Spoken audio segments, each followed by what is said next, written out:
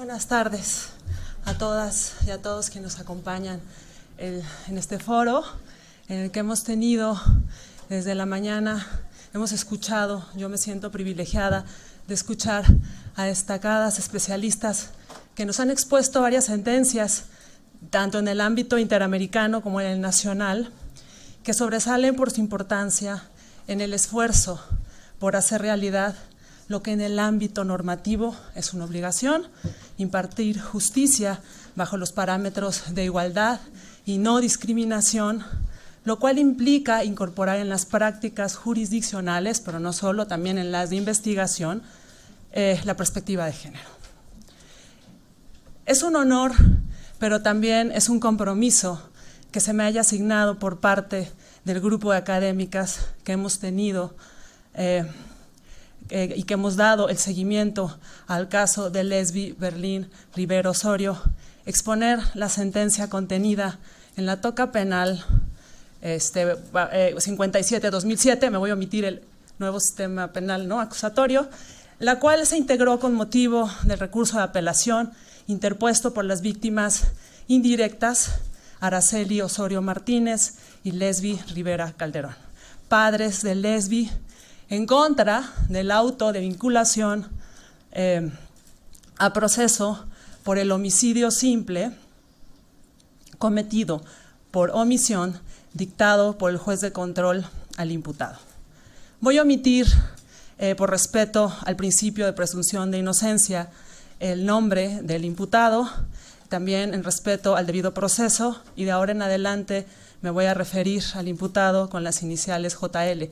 Esto porque este caso sigue en investigación, estamos, hasta donde ya se cerró la investigación complementaria, estamos en víspera, está en vísperas la abogada Sayuri Herrera, que nos acompaña. Bienvenida, Sayuri, muchas gracias por estar aquí al Centro Vitoria. También agradezco a la señora Araceli Osorio su presencia y al señor Lesbi Rivera Calderón. En virtud, por razones obvias, creo que este es un caso que merece darle todo el tiempo necesario. Voy a dar lectura a una ponencia que he hecho, y la estructura de esta ponencia es la siguiente. Me gustaría primero, en primer punto, exponer el caso. Muchos y muchas de ustedes ya lo conocen. Va a ser muy breve, y después voy a entrar a explicar la resolución de la quinta sala penal del Tribunal Superior de Justicia, porque me parece que es un ejemplo de cómo más bien esta sentencia apuntala a lo importante que es la debida diligencia y la perspectiva de género como garantía de acceso a la justicia de las mujeres. El punto número 3 que me gustaría y que voy a explicar más es la importancia de la perspectiva de género en la práctica jurisdiccional, y esta sentencia que me toca a mí comentar considero que tiene pretensiones reparadoras muy importantes, y finalmente haré algunos comentarios. El caso. Punto número 1. La madrugada del 3 de mayo del 2017, dentro de Ciudad Universitaria, se encontró en una cabina telefónica el cuerpo sin vida de Lesbi Berlín Rivero Osorio, con los miembros inferiores semiflexionados y en la mano izquierda la cadena de un perro y alrededor del cuello el cable del auricular del teléfono. Lesbi Berlín, como lo han reiterado algunas compañeras en este foro, era estudiante y parte de nuestra comunidad universitaria. A partir de estos hechos se inició una investigación ministerial. 2. Después de 2 meses en los que se hizo pública la falta de acceso a las víctimas indirectas coadyuvantes del Ministerio Público a los registros de la carpeta de investigación, y aquí quiero referirme rápidamente a 2 comunicados que sacó el grupo que ha acompañado el caso desde la universidad. El 10 de julio de 2017 se llevó a cabo la audiencia inicial. En esta, el agente del Ministerio Público formuló imputación y solicitó vincular a proceso a JL por el delito de homicidio simple doloso en comisión por omisión. El juez de control ratificó la hipótesis o lo que llamamos teoría del caso, de la Fiscalía, impuso la medida cautelar de prisión preventiva oficiosa y estableció 4 meses como plazo para el cierre de la investigación, el cual fue ampliado posteriormente con 2 meses más. 3. Por su parte, en el debate de la audiencia inicial, la asesora jurídica privada, que es Sayuri, expuso al juez de control que incorporando la perspectiva de género, los hechos actualizaban en lo que aparentemente configura el delito de feminicidio agravado y no de un homicidio simple en comisión por omisión.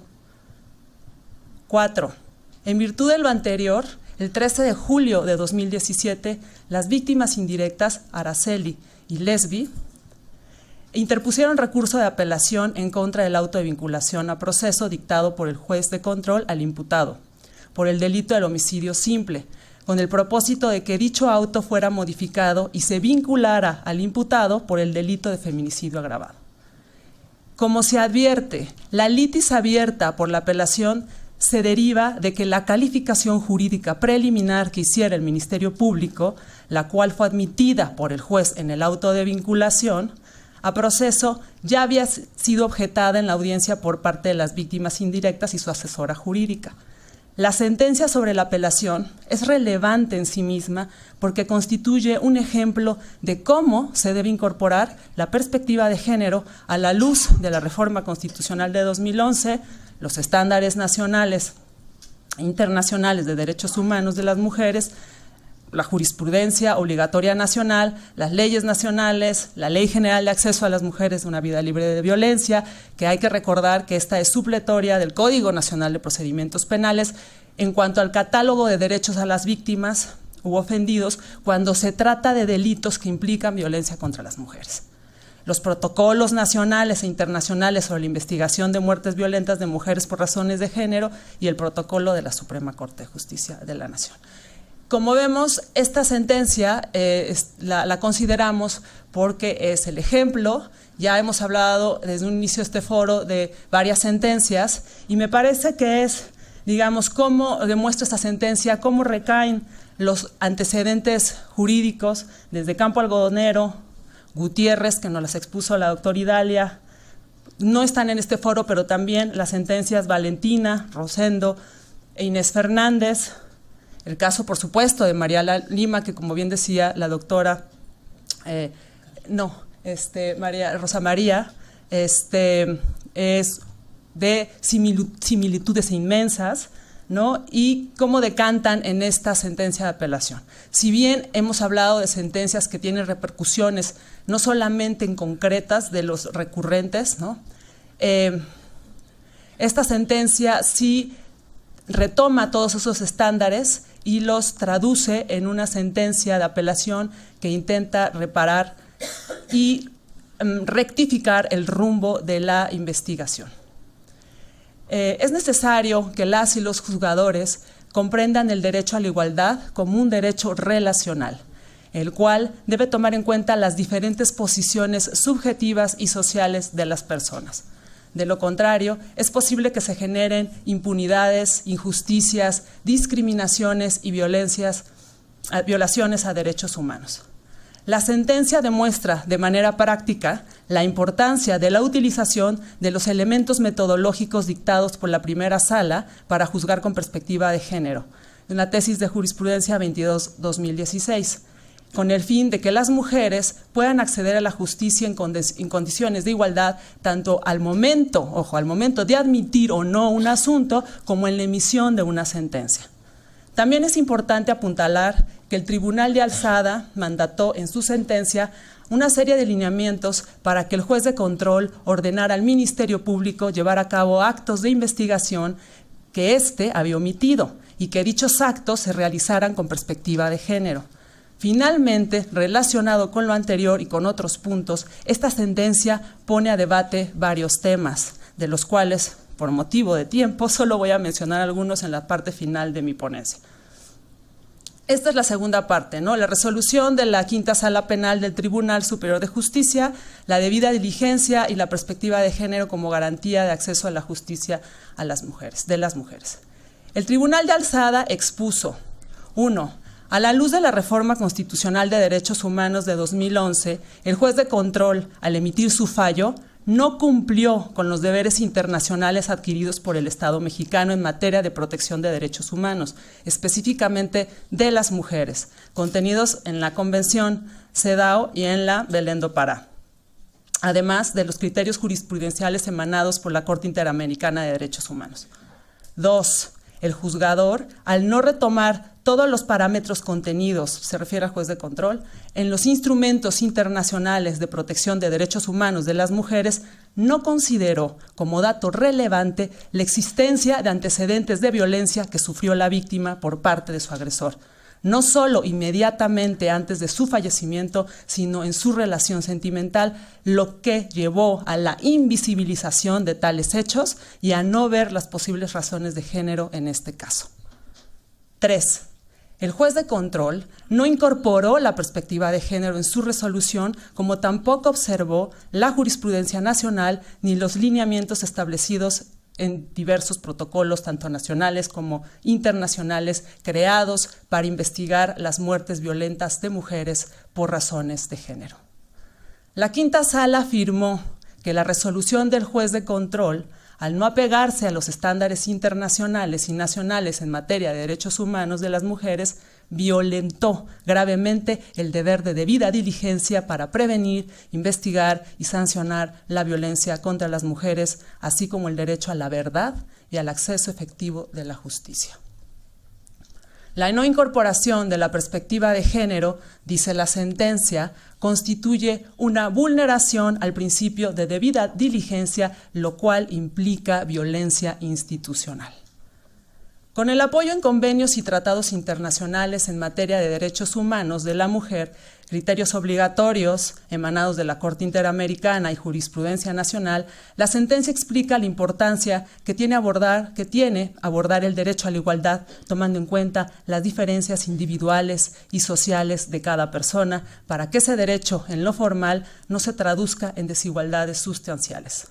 Es decir, bajo una perspectiva de derechos humanos y de género, el principio de igualdad debe tomar las diferencias materiales de los individuos a efecto de que este principio no sea solo una proclama jurídica que, más allá de garantizar el derecho a la igualdad, resulte en injusticias y discriminaciones en su impacto en la realidad, en la vida de las personas y en el derecho de éstas al acceso a la justicia, a lo que se conoce o a lo que conocemos como discriminaciones indirectas. No entender el principio de igualdad de esta manera puede conllevar a perpetuar y legitimar discriminaciones. De ahí que el artículo 1 constitucional, como cláusula de no discriminación, establezca lo que la Suprema Corte de Justicia ha denominado categorías sospechosas, que elevan el nivel de escrutinio que el juzgador debe tener al momento de determinar si se ha respetado o no el principio de igualdad. Dentro de las categorías sospechosas se encuentran la de género. Las mujeres históricamente han sido discriminadas por ser mujeres, es decir, la condición social de subordinación a la que han estado sometidas con respecto al hombre. En la sociedad y en sus instituciones jurídicas y políticas se ha negado el reconocimiento y garantía de sus derechos o se les ha condicionado a la tutela de algún hombre, ya sea padre, hermano o cónyuge, o el propio Estado. Esta situación de desigualdad ha generado diversas formas de discriminación contra las mujeres. Una de sus manifestaciones más graves es la violencia por motivos de género. Es por ello que a nivel internacional y nacional se han creado diversos instrumentos jurídicos para revertir tal situación y prevenir, investigar y sancionar la violencia contra las mujeres. México, como bien decía la doctora Carla Iracema Quintana, ha sido condenado en 3 ocasiones por la Corte Interamericana de Derechos Humanos en casos relacionados de violencia contra las mujeres. En lo que respecta específicamente al incumplimiento del deber del Estado de garantizar a las mujeres su derecho de acceso a la justicia, entendido como su derecho de conocer la verdad, a que se sancionen a los responsables de los delitos y a la reparación y la compensación por los daños causados y sobre todo al deber de debida diligencia. En este punto de la debida diligencia me quiero detener, pues en la sentencia que ahora analizamos se hace especial énfasis en este y en su vínculo con la discriminación de género y la violencia contra las mujeres y la obligación de facilitar el acceso a recursos judiciales idóneos y efectivos. Se comete violencia contra las mujeres cuando un Estado no cumple con las obligaciones a las que se ha comprometido en materia de protección y garantía de derechos humanos de las mujeres y perpetúa y fomenta su discriminación. De ahí que la sentencia Campo Algodonero, de la que se ha hablado esta mañana, se advierte que, abro comillas, el Estado pueda ser responsable por los actos privados de las personas si no adoptan medidas con la debida diligencia para impedir la violación de los derechos o para investigar o castigar los actos de violencia e indemnizar a las víctimas. En la sentencia Campo Algodonero y en Rosendo Cantú, la Corte Interamericana consideró que en los casos de violencia contra la mujer, el artículo 7b de la Convención Belén do Pará impone obligaciones reforzadas al Estado en cuanto al deber de debida diligencia para prevenir, investigar y sancionar la violencia contra las mujeres.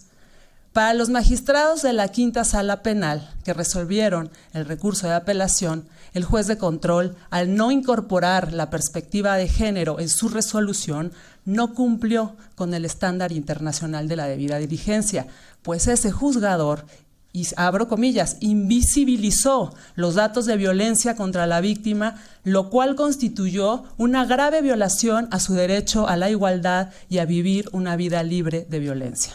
Además de que con tal determinación se hace nugatorio el derecho de las víctimas indirectas al acceso a la justicia y a que conozcan la verdad de los hechos al tiempo de que se fomenta impunidad mediante el mensaje, cito, de que la violencia en contra de las mujeres en la Ciudad de México está tolerada y permitida. La mayoría de esta sala, en sus considerandos, habló sobre la perspectiva de género y la debida diligencia y dijo que son conceptos que permean como requisitos de forma y de fondo para el procesamiento de las investigaciones de los delitos ejecutados con violencia de género en contra de las mujeres y niñas. Ay, perdón, pero es que estoy, sí. Estos juzgadores advierten que en el fallo examinado no se incorporó la perspectiva de género como método de análisis para detectar un posible desequilibrio entre las partes involucradas. El juez de control debió haber tomado en cuenta que en este caso la víctima era una mujer, una categoría sospechosa, quien perdió la vida de manera violenta y que el imputado era novio de la víctima al momento de los hechos, aunado a que existen en los registros de investigación antecedentes de violencia del imputado hacia la víctima. La sentencia Campo Algodonero indica que cuando la víctima es una mujer que ha sufrido muerte, maltrato o afectación a su libertad personal, en el marco de un contexto general de violencia en contra de las mujeres, la investigación tiene que desarrollarse con perspectiva de género para hacer efectiva la garantía del derecho a la mujer a una vida libre de violencia y discriminación. Ahora, ¿cómo hace este análisis los magistrados de la Quinta Sala? Dos de los magistrados, después voy a hablar de que fue una sentencia por mayoría, ¿no? La resolución de la Quinta Sala Penal es un ejemplo de cómo deben retomarse los estándares nacionales e internacionales en materia de derechos humanos de las mujeres para trascender de la mera invocación de los mismos a hacerlos efectivos. De la mano de la tesis de jurisprudencia de las que yo les hablaba, la 22-2016, que tiene como rubro acceso a la justicia en condiciones de igualdad, elementos para juzgar con perspectiva de género, de la primera sala de la Suprema Corte, que establece la obligación de todo órgano jurisdiccional de impartir justicia incorporando la perspectiva de género. Los juzgadores del Tribunal de Alzada, en su mayoría, realizaron un test del fallo recurrido sobre el cumplimiento o incumplimiento del método establecido por la jurisprudencia en mención. Es importante recordar que este método debe ser aplicado de manera oficiosa en toda controversia judicial, pero sobre todo cuando en un caso como este se trata de una investigación de una muerte violenta de mujer. Una a una, la y el juzgador fueron examinando las actuaciones que el juez de control debió realizar para cumplimentar los 6 pasos metodológicos enunciados en esta jurisprudencia, llegando a las siguientes afirmaciones conclusivas. 1. El juez de control no consideró la condición de la víctima y la manera en que se encontró sin vida. Tampoco observó que de los datos de prueba se desprenden que existen antecedentes de violencia por parte del imputado hacia la víctima, además de la relación sentimental que sostenían y que poco antes de su fallecimiento el imputado ejerció violencia sobre la víctima. La situación de vulnerabilidad en la que se encontraba la víctima debido a la ingesta de bebidas alcohólicas previos a su muerte. 2. El juez de control no advirtió discrepancias entre los datos de prueba que él mismo invocó en su auto de vinculación a proceso, tales como que en la declaración del policía remitente, indicó que en el rostro del lesbi se apreciaban cicatrices no recientes. Sin embargo, dichas cicatrices no fueron mencionadas en el dictamen de criminalística de fecha 3 de mayo de 2017. Tampoco se señaló en el dictamen en qué consistieron ni la mecánica de producción de cada una de las otras 3 lesiones descritas. En cuanto al protocolo de necropsia de fecha 4 de mayo de 2017, el perito mencionó más lesiones en el cuerpo de la víctima, sin que se manifestara, de nuevo, la mecánica de producción de cada una de esas lesiones ni su temporalidad. Aunado a lo anterior, en ninguno de los dictámenes se mencionó las varias cicatrices no recientes que el policía remitente declaró ver en la cara de la víctima, lo que evidencia la falta de una investigación metódica y exhaustiva, como corresponde por tratarse de muerte violenta de una mujer, tal y como lo marcan los protocolos de investigación, y que esas cicatrices podrían ser un indicio de violencia crónica anterior a su muerte. El juez de control no cuestionó las diferencias entre lo observado por las partes en el video de la fecha y hora de los hechos. Tampoco cuestionó que mientras que el perito en criminalística aseguró en su dictamen que la víctima no realizó maniobras de lucha, fuerza y forcejeo, en el certificado médico del cadáver del 3 de mayo de 2017 se refieren 7 lesiones, las cuales no son propias de ahorcamiento en la modalidad de suicidio, sino que son lesiones que indican forcejeo, lucha y o defensa, lo cual es un indicio importantísimo, pues pone en evidencia que el dictamen en criminalística discrepa de los demás datos de prueba. El juez de control debió advertir que la investigación del Ministerio Público no había sido realizada con exhaustividad y que los datos de prueba con los que se contaba en ese momento no eran suficientes para aclarar la situación de violencia en contra de la víctima por ser mujer, y que para conocer los posibles antecedentes de violencia ejercida por el imputado hacia la víctima se debieron realizar otros peritajes con perspectiva de género. Por lo anterior, los magistrados, por mayoría, ordenaron realizar otras pruebas. Y también, esto viene a colación mucho con lo que contaba Patti, ¿no? Porque mandó a hacer otros peritajes: antropología social, trabajo social, autopsia psicológica, psicología, psiquiatría, criminología, medicina forense, con la salvedad de que el juez de control debe verificar que dichas pruebas se realicen bajo los estándares de debida diligencia y con perspectiva de género. 4. El juez de control debió considerar a la perspectiva de género como un método para resolver y utilizar los estándares de derechos humanos de las mujeres, así como evaluar si la resolución que iba a emitir podía derivar en discriminación directa o por resultado, apartándose de los estándares de debida diligencia. En cuanto a los numerales siguientes de la jurisprudencia, las 5 y las 6, a las que hicieron referencia a los magistrados, el primero se refiere a aplicar los estándares internacionales y nacionales en materia de derechos humanos de las mujeres, situación que obviamente no cumplimentó el juez de control. El segundo hace referencia a evitar el uso del lenguaje basado en estereotipos o prejuicios para asegurar el acceso a la justicia sin discriminación por motivos de género. Y ante esto recordemos que desde el inicio de las investigaciones esto tampoco se cumplimentó en el caso de Lesbi, ¿no? Y ya de eso hablaron también en este foro. La quinta sala penal argumentó y expresó que el análisis que efectuó Ojo, esto me parece muy importante, no implica un juicio de valor sobre la acreditación de la responsabilidad penal del imputado, ya que ello será materia, ¿no?, de examen en la etapa correspondiente, es decir, en la etapa de juicio oral. Esto es muy importante porque había personas que decían que se estaba violentando el principio de presunción de inocencia. Entonces creo que esto es fundamental recalcarlo. Tengo algunos comentarios finales. La sentencia de apelación arroja varios puntos a reflexionar y voy a comentar algunos. Primero, todo esto deriva de lo que decía la defensa y también de algunas afirmaciones que expresó el magistrado en su voto particular, que fue un voto particular en contra de la sentencia que ahora estamos comentando.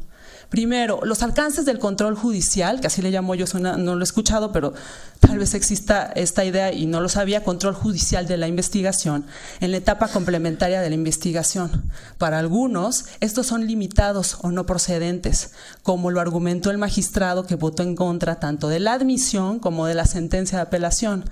Este magistrado dijo en su voto particular, y cito: estoy de acuerdo con la resolución mayoritaria de que en el contenido de la presente resolución de apelación, la observancia de los tratados internacionales que ahí se señalan, así como la activación de protocolos de perspectiva de género. Sin embargo, la cuestión no consistía en estar de acuerdo con determinados criterios, sino en enunciarlos y aplicarlos en una sentencia, lo cual fue precisamente lo que no hizo el juez de control. Manifiesta el magistrado en minoría que, abro comillas, de conformidad con lo señalado por el artículo 20, fracción quinta y 21 de la Constitución, bla, bla, bla, la investigación de los hechos probablemente delictuosos, así como la autoría y participación de los actos en el mismo, solo corresponde al Ministerio Público. Al respecto, la resolución de la mayoría analizó si el juez de control emitió su auto de vinculación a proceso incorporando la perspectiva de género, escrutinio que llevó al tribunal de alzada a dar cuenta de que el juez de control no se percató de la falta de exhaustividad y debida diligencia en la investigación realizada por el Ministerio Público. Lo anterior es en mucho resultado de que tampoco incorporó la perspectiva de género en sus actos de investigación, lo cual violentó los derechos a la debida diligencia para prevenir, investigar y sancionar la violencia en contra de las mujeres, a la verdad y al acceso efectivo a la justicia de las mismas. Además, se debe considerar el papel del juez de control que, como lo indica su nombre, controla las actuaciones del Ministerio Público, sobre todo cuando este caso ya se judicializó. En ese sentido, el argumento del magistrado disidente parece no encontrar cabida, ya que, al contrario de lo que éste afirma, con el auto de vinculación a proceso por el delito de homicidio simple por omisión, se violentaron, como lo expone abundantemente la sentencia adoptada por la mayoría de los integrantes de la Sala Penal, no solo un derecho humano, sino varios. Respecto de la procedencia de apelación, habría que agregar, porque él decía que no era procedente, que el artículo 20 de la Constitución Federal no solo señala los derechos de los imputados, sino también fija los derechos de las víctimas y ofendidos. La fracción séptima del apartado C de dicho artículo confiere a la víctima u ofendido el derecho a impugnar ante autoridad judicial las omisiones del Ministerio Público en la investigación de los delitos. Como el texto de la Constitución no señala un periodo determinado para presentar la impugnación, se debe entender que en todo momento, en tanto que el recurso vaya dirigido a que se resuelva judicialmente sobre las posibles omisiones del MP en materia de investigación del delito o los delitos en su caso. Aunque la apelación fue presentada contra el auto de vinculación a proceso dictado por el juez de control, su contenido hace referencia principalmente a las omisiones y desviaciones de la investigación del Ministerio Público, las cuales fueron soslayadas por el juez, no obstante los señalamientos que al respecto hizo la asesoría jurídica durante la audiencia. Además, las víctimas indirectas no tuvieron la oportunidad de presentar recurso alguno antes de la audiencia con el juez de control sobre la investigación y sus resultados, ya que la desconocían en su totalidad. Un día antes de dicha audiencia fue cuando las conocieron, ¿no? Finalmente, hay que señalar que, como se mencionará adelante, la reclasificación de los hechos no varía a los mismos. Este era uno de los argumentos que daban, que al reclasificar se variaban los hechos y que eso lo prohibía el Código Nacional de Procedimientos Penales de acuerdo al artículo 316. Entonces, aquí estos hechos no varían, sino que a la luz de la perspectiva de género, los datos de prueba toman otra lectura, lo cual modifica solo la teoría jurídica de la original teoría del caso. Ligado a lo anterior, es un tema a reflexionar. La idea de que el juez de control, a reclasificar los hechos, ¿no? Está cambiando, estos mismos. Y esto lo prohíbe el código, como les decía, y en este caso también se cambiaría la imputación en contravención al artículo del que ya hablábamos. De acuerdo con el argumento de los magistrados del Tribunal de Alzada, eso no es así, ya que los mismos hechos, ¿no? Tomando en cuenta todos los estándares, tanto nacionales como internacionales, de derechos humanos de las mujeres, resultan en la hipótesis jurídica de feminicidio agravado y no la de homicidio doloso simple por omisión. Cabe señalar que en la etapa de investigación, tanto inicial como complementaria, con la recopilación de datos de prueba, se construye una teoría del caso, lo cual, a todas luces, no implica violar el principio de presunción de inocencia, ya que se trata de abrir una línea de investigación con perspectiva de género, de acuerdo con el criterio emanado por la sentencia 554, ¿no?, que acabamos de escuchar sobre el caso Mariana Lima. En este sentido, hay que valorar la importancia de la teoría del caso. Esto me parece muy importante como un elemento clave para la investigación con perspectiva de género. Tenemos, aunque ya nos hemos cansado de dar cursos, pero sí creo que es muy importante, ¿no?, que los ministerios públicos no solamente cuenten con especialistas formados en perspectiva de género en distintas disciplinas, sino también sepan construir de manera coherente y con perspectiva de género esta teoría. No solamente son los hechos, sino los datos de prueba y la teoría normativa. Cómo se atraviesan todos estos elementos que integran la teoría del caso por perspectiva de género.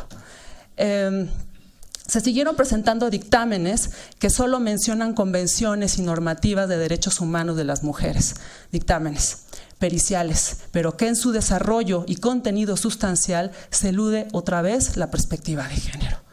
Además, hasta la fecha y después de la sentencia de apelación que ahora se analiza, el Ministerio Público sigue sin realizar de manera oportuna y exhaustiva los actos de investigación que permitan garantizar la debida diligencia en esta etapa. En lugar de que la víctima pueda trabajar verdaderamente como coadyuvante, como lo señala la Constitución y el Código Nacional de Procedimientos Penales, el Ministerio Público se ha constituido y se constituyó como una parte más con la que hay que litigar por parte de los afectados en el desgastante camino de la búsqueda de justicia de género. El mensaje de esta sentencia y de todas las que se analizaron hoy en este foro es no solo a nivel jurídico, sino social.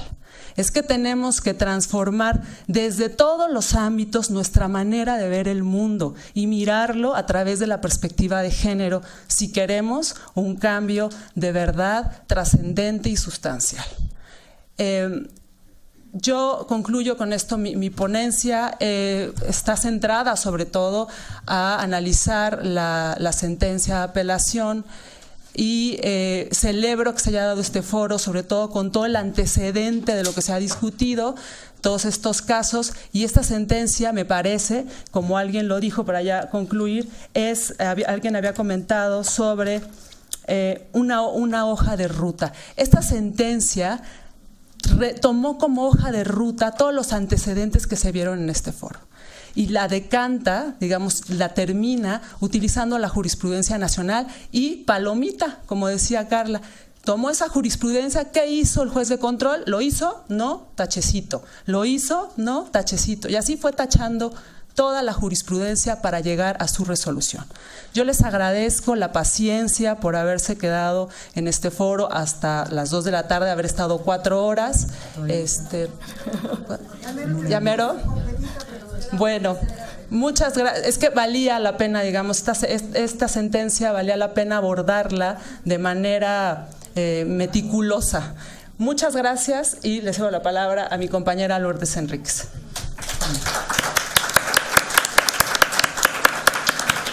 Pues muchas gracias por seguir aquí. Yo voy a ser breve, yo voy a hacer una breve intervención a lo que ya nos expuso brillantemente Lucía, de una manera más técnica, más jurídica, y yo me voy a centrar en 5 puntos. Por un lado, la responsabilidad social que tiene una universidad como la nuestra, una universidad autónoma, pública, que recibe presupuesto público y que es laica. Ese sería mi primer punto, ¿no? Mi segundo punto sería esta sentencia de apelación, ya lo dijo Lucía, donde los estándares más altos en cuanto a la perspectiva de género y a la debida diligencia, pero yo también tomaría las palabras de Carla Michel cuando decía, es una hoja de ruta, es un hito, como decía también Alicia Elena Pérez Duarte, porque esta magistrada Celia Marín Sasaki, que yo creo que hay que nombrarla y yo creo que hay que felicitarla públicamente y sobre todo desde un espacio como este, desde el Instituto de Investigaciones Jurídicas, el cómo, como decía Lucía, ella sí retomó la legislación internacional, la norma de fuente internacional, retomó la legislación, la armonización legislativa, como se le llama, retomó muchas recomendaciones, el protocolo para juzgar con perspectiva de género. Entonces creo que es importante que lo digamos y creo que es importante que esta sentencia de apelación se utilice, como decían, que la conozca el Poder Judicial, quienes imparten justicia, pero creo que también sirve para la docencia, para la Facultad de Derecho, cuando estemos formando nuevas y nuevos estudiantes de Derecho, ¿no? Y de muchas otras en la licenciatura de Ciencia Forense también. Yo me voy a centrar en el principio, en la norma jurídica de igualdad y que estamos entendiendo en 2 ámbitos. Por un lado, un derecho que pudiéramos llamar en negativo. El principio de igualdad nos lleva a un derecho a la no discriminación, pero otro derecho que podríamos llamar en un sentido positivo, que sería el derecho a la diferencia. Me voy a centrar en el derecho a la igualdad diferenciada que retoma Rodolfo Vázquez, que lee a Luigi Ferrajoli, que a su vez lee a filósofos contemporáneos de la diferencia, como Derrida, por ejemplo. Y al final nada más voy a ahondar en algunas cosas que las platicamos Lucía y yo, de faltas al debido proceso, que tiene que ver con estereotipos y roles. Y sí me gustaría hablar de este como un caso paradigmático, pero yo diría de acompañamiento, un caso paradigmático de solidaridad. Hemos visto los colectivos de estudiantes y de organizaciones de la sociedad civil que han seguido, que han estado acompañando este caso paradigmático. Entonces, por eso, desde aquí podríamos hablar de solidaridad, pero también de estrategia. Y yo diría que este foro es un foro estratégico y que la defensa ha sido estratégica también, ha innovado. Yo diría y me atrevería a decir que tenemos que brevar desde la imaginación jurídica también, ¿no? Estamos realmente construyendo desde otros paradigmas epistemológicos, desde un derecho que se abre a la transdisciplina, que alguien lo decía hace rato, y sobre todo desde la reforma en materia de derechos humanos, desde el principio pro persona que mencionó Patricia Castañeda, y de cómo este bloque de constitucionalidad nos tiene que abrir a otras experiencias de un efectivo acceso a la justicia para las mujeres. Entonces, retomando, me gusta utilizar a Derrida cuando habla de universidad sin condición, una universidad pública que no tiene coartadas, que no tiene intereses ni políticos ni económicos ni de ningún tipo, y que tiene la responsabilidad social, la responsabilidad ética, política y jurídica de mirar la violencia, y tanto las violencias cotidianas como la violencia letal, la violencia feminicida, como un grave problema de salud pública. Yo diría, tiene que revisarlo desde un paradigma epidemiológico. Y debemos ver la normalización de la violencia de género contra las mujeres, violencias cotidianas y violencia feminicida como un no bienestar, ¿sí? Desde la salud. No es una ausencia de enfermedad o afecciones, sino es una ausencia de bienestar, un no bienestar tanto físico como emocional y social. Desde ahí es donde la academia activista, la academia que dialoga en forma horizontal con las organizaciones de la sociedad civil, con el Observatorio Ciudadano Nacional del Feminicidio, que ha llevado tantos casos, con el Centro Vitoria y con todas estas otras instancias que generosamente hicieron amicus para poder acompañar también de forma estratégica estratégica esta sentencia de apelación.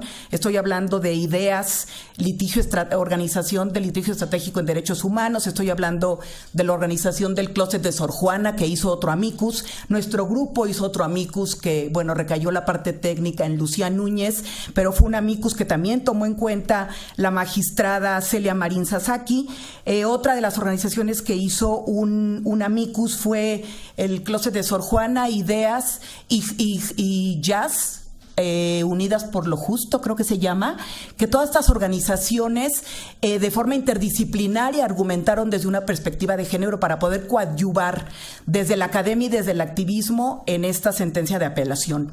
Entonces, la importancia de que veamos este continuum de violencias cotidianas, de violencias que tienen que ver con lo psicológico, con lo emocional, con lo sexual, con lo físico, con el hostigamiento y el acoso, este continuum de violencia que muchas veces desencadena en una violencia letal, en una violencia feminicida, en una muerte violenta de mujeres, como ya se ha hablado aquí. Entonces me voy a centrar específicamente en lo que dice la magistrada Celia Marín Sasaki. Ella dice: mando este asunto a una investigación oportuna que desde desde los estándares de debida diligencia, pero también desde una perspectiva de género, una investigación inmediata, seria, imparcial y neutra. Puede ser una investigación neutra. La norma sí, puede ser neutra y asexuada. Y aquí es donde tenemos que entrar al análisis del principio de igualdad como una norma jurídica, ¿sí? ¿Cómo bajar esa igualdad de jure, esa igualdad en la ley? ¿Cómo la vamos a bajar a la vida cotidiana de las personas? ¿Sí? ¿Cómo la vamos a bajar, como decía Patricia, en su día a día de las personas? Y creo que aquí es importante y aquí me voy a referir a algunas reflexiones de algunas teóricas latinoamericanas, pero bueno, también de algunos teóricos muy respetados por este instituto, por la Suprema Corte de Justicia, como sería Ferrajoli, cuando él habla del derecho a la diferencia también. El principio de igualdad, como les decía hace rato, son dos derechos, uno en sentido negativo, que sería el derecho a la no discriminación, y el derecho en sentido positivo, que sería el derecho a la diferencia. El derecho a ser diferente, un paradigma de lo humano que es un paradigma masculino, ¿sí? Entonces, desde ahí, la diferencia, cómo ese principio de igualdad, que es una norma, que es una igualdad de jure, cómo la vamos a poder llenar de significado, como dice la CEDAW, en una igualdad sustantiva, en una igualdad material, que lleve igualdad a la vida cotidiana de las personas, hasta en los detalles más sutiles, como se ha comentado durante este foro.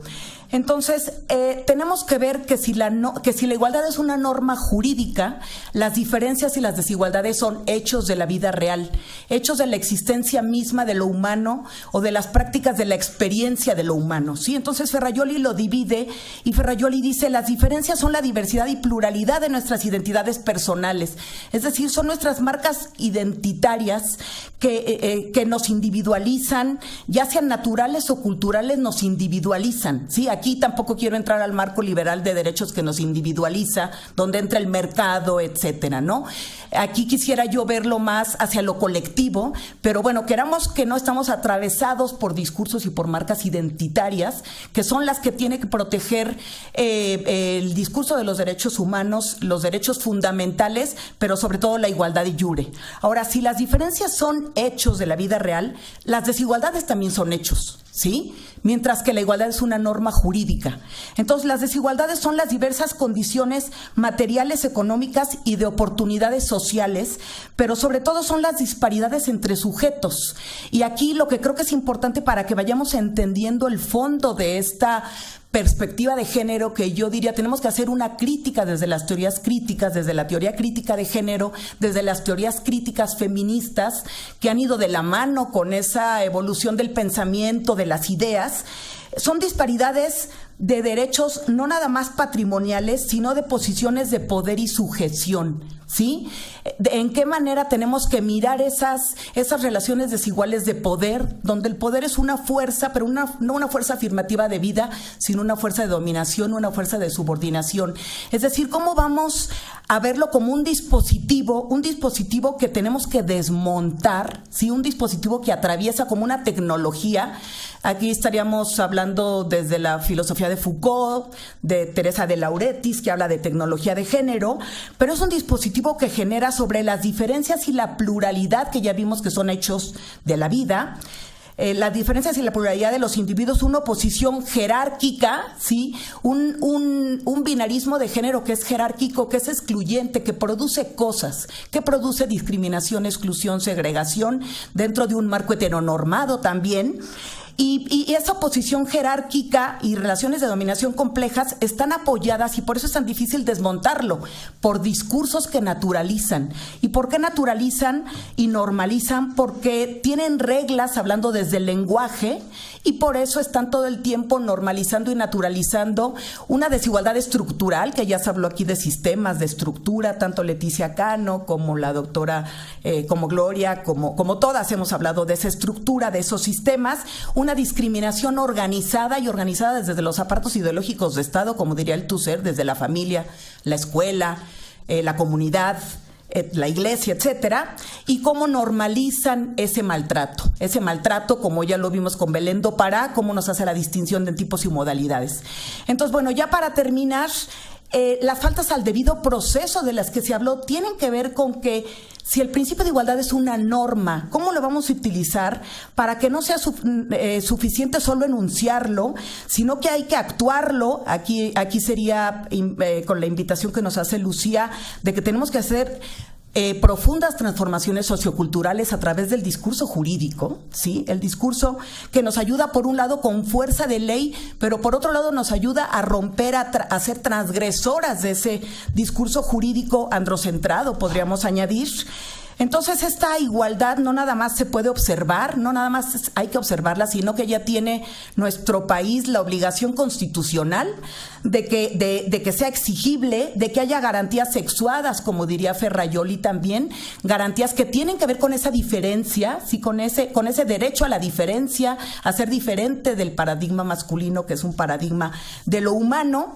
Y bueno, aquí yo encajaría donde vienen las faltas al debido proceso, que ya se habló de aquí en el caso de Lesbi Berlín, que tiene que ver con estereotipos, que tiene que ver con negación del expediente, como decía Lucía, con su derecho a la intimidad, a su vida privada. Y aquí no estamos hablando nada más del derecho a vivir una vida libre de violencia, sino del derecho a tener un proyecto de vida propio, del libre desarrollo de la personalidad.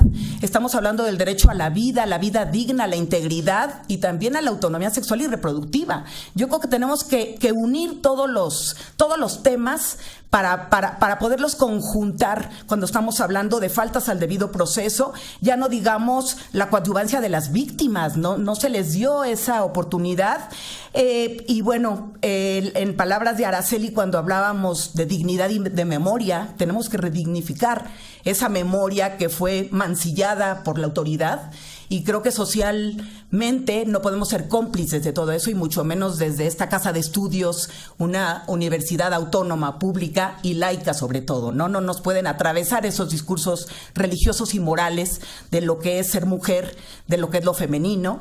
Y ya para terminar, pues no podemos tampoco ser cómplices de una construcción de impunidad, de una impunidad social, ni una impunidad estatal, y creo que nos toca desde la academia acompañar desde la teoría. Como decían, tenemos que trabajar en conceptos, en categorías, y tenemos que tener la capacidad de comunicarlos también, ¿no? No nos podemos quedar en la abstracción, en las exquisiteces teóricas, sino que tenemos que traducirlo con racionalidad jurídica cuando estamos en estos campos, para que puedan estar en una carpeta de investigación y que puedan estar en una toca, ¿no? Y creo que aquí es importante lo que decía Carla, nombrar, ¿no? Nombrar con la anuencia de las víctimas indirectas, nombrar a la víctima, nombrar a las víctimas indirectas.